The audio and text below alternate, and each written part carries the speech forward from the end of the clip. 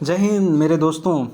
आज का टॉपिक है हमारा सार्वजनिक पुस्तकालय। इससे पहले हम लोगों ने शैक्षणिक पुस्तकालय के बारे में कर लिया था और उससे पहले हमने राष्ट्रीय पुस्तकालय के बारे में पढ़ लिया था। आज हम लोग जानेंगे सार्वजनिक पुस्तकालय। अच्छा, इससे पहले कि मैं सार्वजनिक पुस्तकालय शुरू करूं, मुझे ये शायद अब्राहम लिंकन ने ही बोला था कि जो डेमोक्रेसी होती है, जो राजनीति होती है, वह जनता द्वारा जनता के लिए और जनता का शासन होता है। मतलब जनता के द्वारा जनता के लिए और जनता का शासन होता है। तो उसी प्रकार से ये जो सार्वजनिक पुस्तकालय है, ये जो पब्लिक लाइब्रेरीज होती हैं, ये भी जनता के लिए और जनता के द्वारा ही कहलाती हैं। इसे जन पुस्तकालय भी कहते हैं। जन मतलब लोग, तो इसे ये भी कहते हैं सार्वजनिक पुस्तकालय। अब एक विचारक थे, उनका नाम था एल मलाक्विन। इनकी एक पुस्तक थी, बहुत ही शानदार पुस्तक है ये, चांस टू रीड। अब इन्होंने 5 सिद्धांत दिए कि सार्वजनिक पुस्तकालय के बारे में ही उन्होंने 5 सिद्धांत दिए कि क्या होना चाहिए सार्वजनिक पुस्तकालय। तो सबसे पहला इन्होंने सिद्धांत दिया कि सार्वजनिक पुस्तकालय सेवा प्रदान का दायित्व सरकार पर है। मतलब सरकार ही बनाएगी। अब सरकार में सिर्फ केंद्र सरकार, राज्य सरकार ही नहीं आते, बल्कि जो लोकल स्तर की सरकार होती है। अपने देश में 3 स्तरीय सरकार है, त्रिस्तरीय सरकार। एक तो केंद्र सरकार, राज्य सरकार, और तीसरा लोकल स्तर का सरकार, जिसमें ये म्यूनिसिपैलिटी और वो ग्राम पंचायतें, जिला पंचायत और ये सारी चीज़ें आती हैं। तो उनका ये दायित्व होता है। दूसरा, इनको इन्हीं सरकारी प्राधिकरणों द्वारा वित्त प्रदान किया जाता है। अब ये कई बार कन्फ्यूजन हो जाती है कि जो सार्वजनिक पुस्तकालय है, ये क्या अगर जनता के लिए और जनता द्वारा है तो क्या ये जनता ही पैसा लगाती है? नहीं, इसमें सरकार पैसा लगाता है। जैसे कि वो अभी मैंने बताया ग्रुप पे म्यूनिसिपल हरदयाल लाइब्रेरी, तो ये एक उदाहरण है म्यूनिसिपालिटी द्वारा चलाई जा रही सार्वजनिक पुस्तकालय की। तीसरा है सेवा निःशुल्क होना चाहिए। हाँ, इसकी सेवा भी निःशुल्क है और कुछ पैसे लेते हैं, 100-150 रुपये, फिर वो बाद में रिफ़ंड कर देते हैं। 100-150 रुपये एक सिक्योरिटी के तौर पे जमा करते हैं। तो सेवा निःशुल्क ही है। अब जनता की रुचि और आवश्यकता के अनुसार हो। अभी यहाँ हम लोग दिल्ली में रह रहे हो और यहाँ पे जितनी भी पुस्तकें हों वो अफ्रीका के सहारा की हों, तो हमारी ना तो आवश्यकता की है और ना ही हमारी रुचि की, तो कोई पढ़ेगा क्या? सहारा की पुस्तकें हम पढ़ कर क्या करेंगे? भारत की पुस्तकें या हमारी जो आवश्यकता है, अगर हम सहारा पे रिसर्च कर रहे हैं तो पढ़ेंगे। लेकिन पब्लिक लाइब्रेरी में रिसर्चर्स कम ही जाते हैं, आम लोगों के लिए ये होता है। तो जनता की रुचि और उनकी आवश्यकता के अनुसार बुक हो। तीसरा होता है पांचवा होता है या आर्थिक और बौद्धिक रूप में भी स्वतंत्र होना चाहिए। मतलब ये नहीं कि आज सरकार ने पैसे दिए तो कल पैसे ही नहीं दिए। इनका वित्त पोषण हमेशा ही लगातार नियमित रूप से होना चाहिए। और ये जो बौद्धिक है, बौद्धिक स्वतंत्रता का मतलब कि समय समय पर इसमें पुस्तकें, मैगजीन, ये सारी चीज़ें आनी चाहिए, वरना तो ये सिर्फ पुराना कबाड़ खानी बन जाएगा। अच्छा, एक और भी चीज़ है, जब हम लोग जान रहे हैं कि सार्वजनिक पुस्तकालय क्या होती है, तो अगर हम लोग ये ना जाने कि जनता कौन होते हैं तो फिर ये तो मुश्किल की बात हो जाएगी। तो जनता में कई लोग आते हैं। एक तो साधारण लोग आते हैं। साधारण लोग में स्त्री, पुरुष, वृद्ध, बच्चे, सारे लोग आ जाते हैं। थर्ड जेंडर भी आते हैं उसमें, साधारण लोग में, वो भी जनता के लोग होते हैं। अक्सर हम लोग स्त्री पुरुष की बात करते हैं, लेकिन 3 जेंडर की अब बात होने लगी। आर्टिकल 377 हटने के बाद उनके भी अधिकारों की बात की जा रही, तो वो लोग भी आते हैं इसमें। दूसरा, छात्र हो गए, शिक्षक हो गए, शोधकर्ता हो गए, जो रिसर्चर्स हो गए, ट्रेडर्स, श्रमिक, गृहिणी, house maker, home maker. House wife का ना तो एक बहुत ही वाहियात टर्म मुझे लगता है, हाउस वाइफ। वो तो अपने हस्बैंड की वाइफ है, हाउस वाइफ कैसे? तो वो होम मेकर हैं, ठीक है। अगला, जो अवकाश प्राप्त मतलब रिटायर्ड पर्सन, ये साधारण लोग आते हैं। तो ये 5 लॉज आप हमेशा याद रखना, और आप उसको लिखोगे तो ज़्यादा नंबर मिलेंगे। अगली चीज़ है इसके कार्य क्या होते हैं पब्लिक लाइब्रेरीज़ की। शिक्षा, सूचना और मनोरंजन, ये 3 चीज़ें होती हैं। अब शिक्षा किसे, सूचना किसे और मनोरंजन किसे, ये जान लेना भी जरूरी है। अब देखो यहाँ मैंने सिर्फ पॉइंट लिखा है, एक्सप्लेन तो आपको ही करना पड़ेगा। जो मैं ये बोल रहा हूँ ये एक्सप्लेन कर रहा हूँ, यही सब पॉइंट्स। आप चाहो तो एक पेन कॉपी ले लो, जो मैं बोल रहा हूँ उसको भी एक पॉइंट वाइज, सब पॉइंट वाइज आप लिख लिया करो। और जब आप वीडियो देखो तो इसको पॉज करके पॉइंट सभी नोट्स बना लो, वरना ये एग्ज़ाम आ जाएगा और हमें पता भी नहीं चलेगा। तो तैयारी अभी से करो। तो ये जो शिक्षा की बात आती है, तो शिक्षा सबसे ज़्यादा शिक्षा के लिए कौन परेशान होता है? जिसकी जॉब नहीं लगी, जॉब लगने से पहले, यानी सारे विद्यार्थी जो शिक्षा को लेकर के काफ़ी उत्सुक होते हैं। या तो रिटायर्ड पर्सन। दूसरा, सूचना किसे चाहिए? सूचना आम जनता को चाहिए। अब सूचना का वो क्या करेंगे? जैसे कोई भी सरकार का बजट आता है, तो जब बजट को पब्लिश किया जाता है, आम जनता के पास आ जाती है, तो सूचना के रूप में आती है। अब जनता जब उसको सोचती है कि अच्छा हमने इतना रुपया दिया था और इन्होंने इतना खर्च कर दिया और इन्होंने ये नहीं किया वो नहीं किया, तो ये फिर वो जो प्रोसेस हो जाता है वही हो जाता है सूचना ज्ञान। तो सूचना आम जनता के लिए हो जाता है। मनोरंजन, अब देखो अक्सर क्या होता है कि जो वृद्ध लोग होते हैं, जो रिटायर्ड पर्सन होते हैं, वो लोग उनके बच्चे काम पर चले जाते हैं या वो घर पे अकेले रहते हैं और वो कई बार आत्महत्याएं कर लेते हैं। आत्महत्याओं का रेट बहुत ज़्यादा बढ़ गया है वृद्ध लोगों का। तो आप लोग भी अपने बुज़ुर्गों का ख्याल रखें, ये बहुत ज़्यादा ज़रूरी है, क्योंकि उन्हें अकेला ना रहने दें। फिर तो सरकार ने सोचा इनके मनोरंजन की व्यवस्था की जाए। तो कुछ बुज़ुर्ग लोग आते हैं 60 साल के ऊपर के लोग, और वहाँ पे वो लोग आपस में बातचीत करते हैं, योग वगैरह करते हैं, एक्यूप्रेशर, तालिए, हंसी मजाक की बातें करते हैं, हास्य योग करते हैं, और उसमें कुछ जिम्मेदारी के भी कार्य करते हैं। कई तो लाइब्रेरीज मैंने देखे हैं उसमें कई जिम्मेदार लोग हैं और सिर्फ बुजुर्गों द्वारा ही चलाई जा रही है, तो मनोरंजन भी होता है। ये सारी चीज़ें आप पॉइंट्स इसमें ऐड कर सकते हो। अगला, ये सर्विसेज क्या देती है? अब आप मुझे बताओगे या कार्य और सर्विस में क्या अंतर होता है, वर्क एंड सर्विस में क्या डिफरेंस होता है? तो सबसे पहला तो एक अनौपचारिक शिक्षा। देखो, औपचारिक शिक्षा वो होती है जहाँ पे एक निश्चित उसका पाठ्यक्रम होता है और उसका एक निश्चित समयावधि होता है, उसके पूर्ण होने पे एक परीक्षा होता है और फिर हमें एक सर्टिफिकेट, डिग्री मिलता है, उपाधि मिलता है। लेकिन अनौपचारिक शिक्षा में क्या? आपने न्यूज़पेपर पढ़ लिया अपने घर पे, तो ये अनौपचारिक शिक्षा हो गई। आपको कोई डिग्री नहीं मिलेगी न्यूज़पेपर पढ़ के तो जो आपने घर पे पढ़ा, तो ये अनौपचारिक शिक्षा होगा। अब अध्ययन की जगह सबसे बड़ी समस्या होती है विद्यार्थियों के लिए कि घर में टीवी चल रहा है, इतनी बड़ी समस्या है खास करके शहरों में। तो एक अध्ययन की जगह होनी चाहिए जहाँ पे एक शांत माहौल सा हो और लोग बैठ करके पढ़ सकें। तीसरा चीज़ है बिना किसी भेदभाव के निःशुल्क सेवा। आप जब भारत का संविधान का आर्टिकल 15 और 16 पढ़ोगे तो उसमें भी ये चीज़ बताई गई है कि राज्य सरकार किसी नौकरी में या ऐसे भी कोई भेदभाव नहीं किया जा सकता है सार्वजनिक स्थलों पर। किस आधार पे? लिंग के आधार पे, धर्म के आधार पे, रंग के आधार पे, जाति के आधार पे, या वो कहाँ पे रह रहा हो उसके आधार पे उसको निःशुल्क सेवा देना है। ये 3 सेवाएं ये देते हैं। अब अगला पॉइंट जो है हमारा, सार्वजनिक पुस्तकालय का ज्ञान समाज में क्या भूमिका है।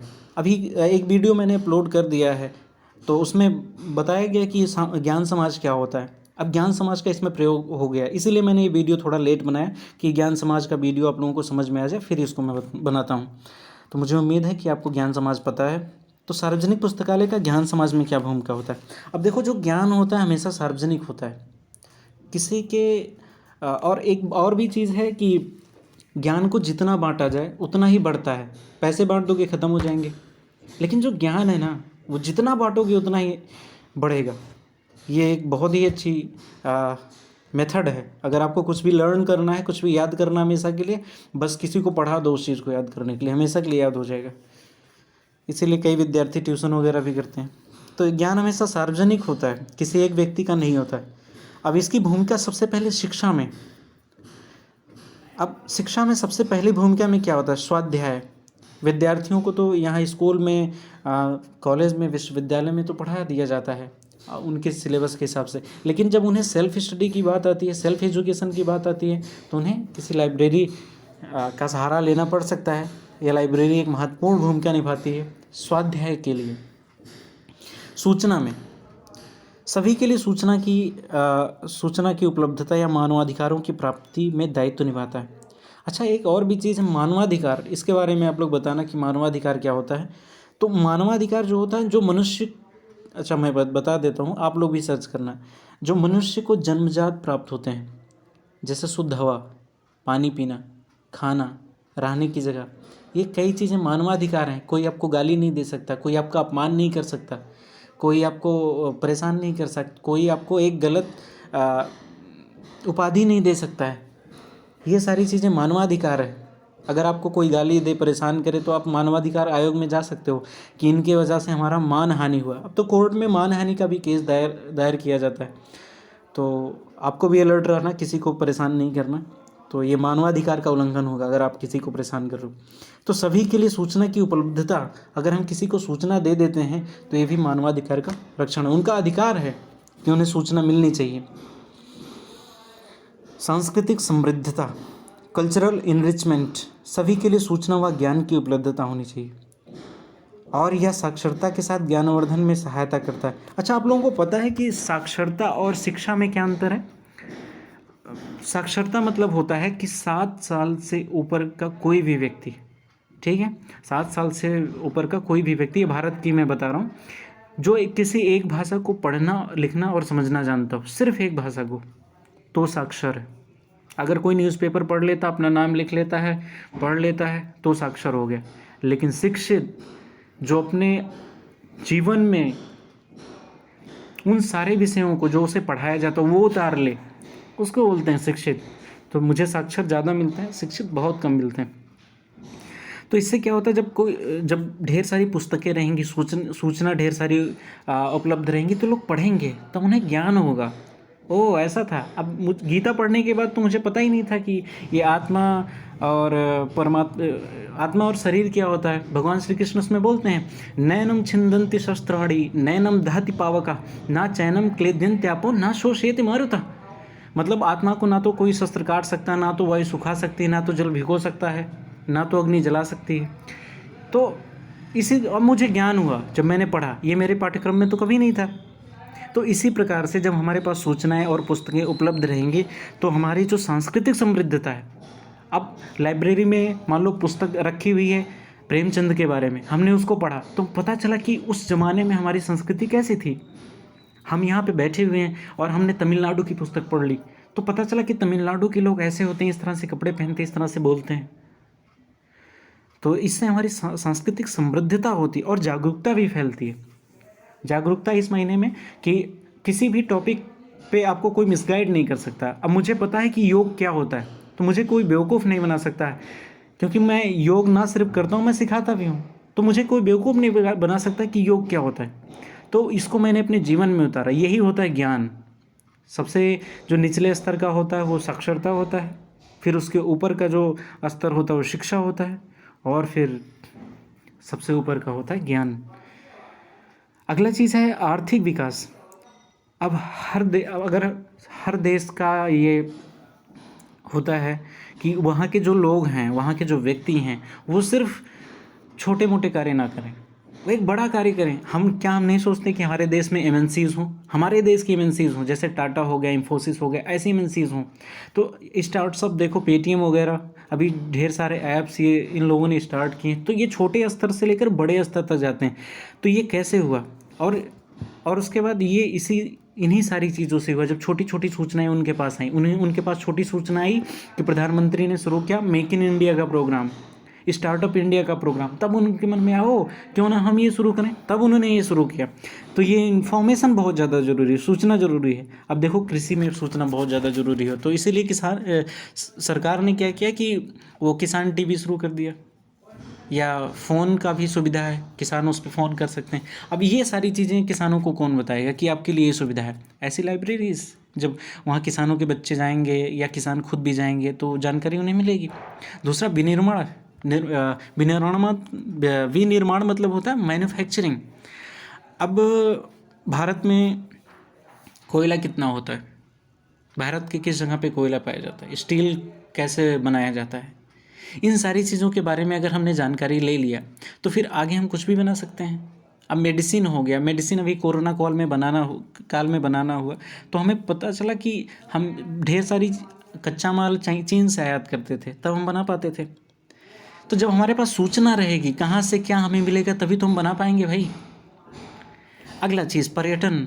अब भारत तो पर्यटन नगरी है, यहाँ पे तो लोग योग सीखने, मेडिटेशन सीखने, यहाँ पे ताजमहल को देखने, या भारत तो घूमने का ही क्षेत्र है।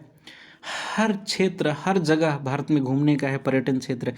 तो ये कैसे पता चलेगा? अब उत्तर प्रदेश के एक छोटे से गांव में रहने वाले एक व्यक्ति को कैसे पता चलेगा कि तमिलनाडु में एक मंदिर है जहाँ पे हमें जाना चाहिए? कैसे पता चलेगा कि वहाँ पे अंडमान निकोबार में हम जा कर के वो शैवाल, उसको क्या बोलते हैं, मैं भूल गया, वो समुद्र के नीचे जा कर के हम उसको देख सकते हैं। आप बताना उसको क्या बोलते हैं? मैं कोरल रीफ आप देख सकते हो वहाँ पे समुद्र के नीचे जा कर के, अंडमान निकोबार में। कैसे पता चलेगा? यही सारी चीज़ें बताएंगे, तभी तो वैष्णो देवी लोग जाते हैं, उन्हें पता चल गया ना पर्यटन से। कुंभ लगता है, ये सब चीज़ों की जानकारी। अगला तकनीक की जानकारी, ये उदाहरण आप जरूर देना पर्यटन में, मंदिर वाला, कुंभ वाला, ये छोटे छोटे उदाहरण। तो इसको विस्तृत कर देना, क्योंकि उसमें वर्ड लिमिट होता है 1000। अब इसमें मैंने 2 लाइन में लिख दिया, लेकिन उसमें आपको 10-15 लाइन में लिखना होगा, तो आपको ध्यान से सुनना है इस चीज़ों को। अगला तकनीकी विकास भी बहुत ज़्यादा ज़रूरी है। टेक्नोलॉजी, अभी ऐप के माध्यम से मैं रिकॉर्ड कर रहा हूँ इस चीज़ को। अब मुझे पता ही नहीं होता ये ऐप कैसे चलाते हैं, तो फिर कैसे मैं कर पाता? या आजकल आर्टिफिशियल इंटेलिजेंस का बहुत ही ज़्यादा इसको बढ़ रहा है, तो उसको अगर हम तभी जान पाएंगे जब तकनीकी सूचना हमारे पास रहेगी। अब देखो उसमें हम लोग ऑनलाइन ट्रांजैक्शंस भी करते हैं, तो गवर्नमेंट ने कितना ज़्यादा उसके लिए प्रचार प्रसार किया। हम लोग जब एनसीसी में थे तो हम भी जाते थे, लोगों को सिखाते थे ये सारी चीज़ें, पब्लिक को। तो ये अवेयरनेस कैंपेन का भी काम करता है तकनीकों के बारे में। हम उनको बताते थे कि इस तरह से आपको भीम ऐप यूज़ करना है, आपको स्कैन कैसे करना है, इसके फ़ायदे क्या हैं। तो ये अवेयरनेस प्रोग्राम, तो ये भी सेवा उन्हें प्रदान करनी चाहिए। अब जन पुस्तकालय में आर्थिक विकास के सूचना व आंकड़े होने चाहिए। भारत में 2020 में कितने ज़्यादा हमने आयात किया, कितना हमने निर्यात किया, कितना हमने अन्य देशों से उधार लिया, कितना हमने कृषि पे खर्च किया, कितना हमने उद्योगों पर खर्च किया, ये सारे आंकड़े होने चाहिए। इंडिया ईयर बुक आती है ना, उसको भी आप लोग देख सकते हो, मज़ेदार बुक है, कभी आपको मौका मिले तो पढ़ना ज़रूर। इंडिया ईयर बुक, उसका हिंदी वर्जन भी है। तो ये आंकड़े होने चाहिए, तो ऐसे बुक्स होने चाहिए, इंडिया ईयर बुक जैसे बुक। अभी बजट है, बजट का बुक होना चाहिए। तो ये हो गया। अभी देखो एक नई चीज़ मैं बता रहा हूँ आपको, नेशनल नॉलेज कमीशन, इसके बारे में ज़रूर पढ़ना, आपको पता चलेगा। तो ये क्या है कि राष्ट्रीय ज्ञान आयोग ने क्या किया, आप पढ़ोगे फिर बताना मुझे क्या चीज़ है। राष्ट्रीय ज्ञान आयोग ने क्या बोला कि ये जो सार्वजनिक पुस्तकालय हैं, इसमें इसका जो विकास है, इसको हम प्राथमिकता देंगे। अब जब तक हम इसको प्राथमिकता नहीं देंगे तब तक आम जनता पर कुछ प्रभाव पड़ने वाला है नहीं। और ये क्या चाहते हैं कि जो भारतीय जनता है वो ज्ञान समाज में स्थानांतरित हो। अब ज्ञान समाज में कैसे स्थानांतरित होगा, आप वीडियो देख लेना ज्ञान समाज वाला। और दूसरा चीज़ ये बोलते हैं कि भारतीय अर्थव्यवस्था को ज्ञान आधारित अर्थव्यवस्था में बदलनी चाहिए, मतलब नॉलेज बेस्ड इकोनॉमी में बदलनी चाहिए। तो ये नेशनल नॉलेज कमीशन के कुछ ये भी थे। अब ये सारी चीज़ें ऐड कर दोगे तो आपको अच्छे मार्क्स मिल जाएंगे। अगला हम डिस्कस करेंगे विशेष पुस्तकालय। अभी मुझे इस पे नोट्स बनाने हैं। धन्यवाद दोस्तों, आप लोग खुश रहो। धन्यवाद।